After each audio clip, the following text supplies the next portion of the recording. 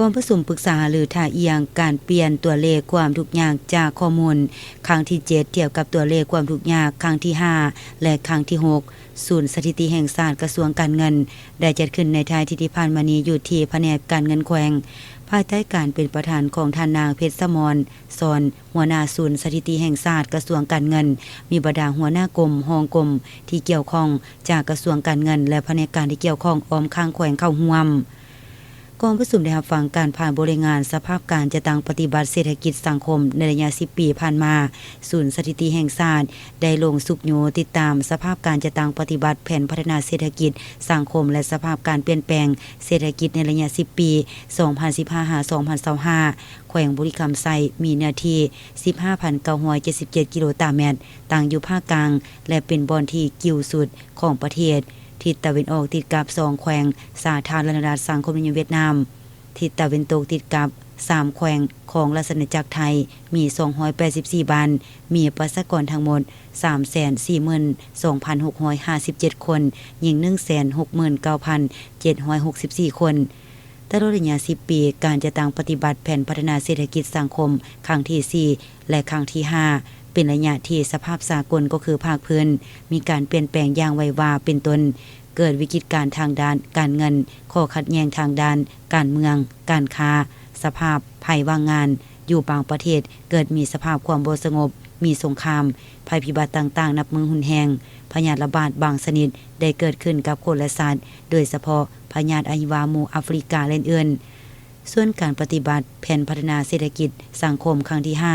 สภาพการแพร่ระบาดของพยาธิโควิด -19 ภัยธรรมชาติการเพิ่มขึ้นของราคาสินค้าเครื่องอุปโภคบริโภคอย่างก้าวกระโดดราคาน้ำมันเชื้อไฟ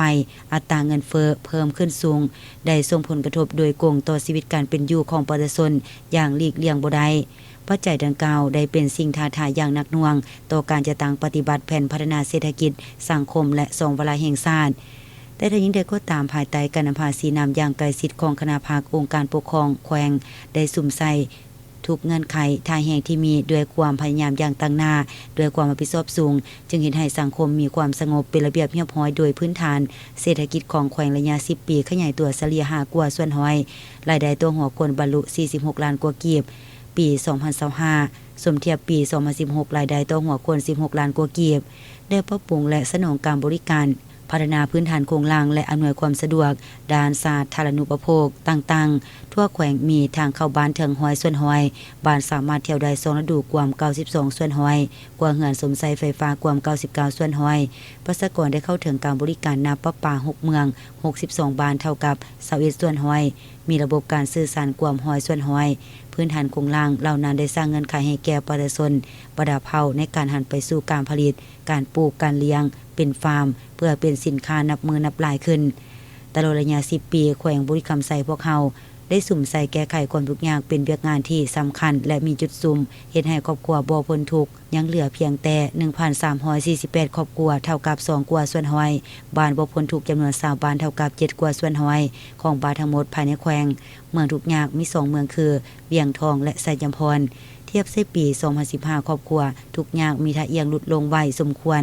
พร้อมเดียวกันนั้นทางทีมงานก็ได้ลงเยี่ยมยาม2บริษัทคือบริษัทติดตั้งไฟฟ้า SES ก่อสร้างครบวงจรตั้งอยู่บ้านพลสะอาดเมืองปากสันและบริษัทบุรีรัมย์ไซการฟาร์มพัฒนาจำกัดตั้งอยู่บ้านห้วยคุณเมืองปากสันและ2ครอบครัวทุกยากอยู่บ้านศิวิไลและบ้านสวนสวรรค์เมืองปากสัน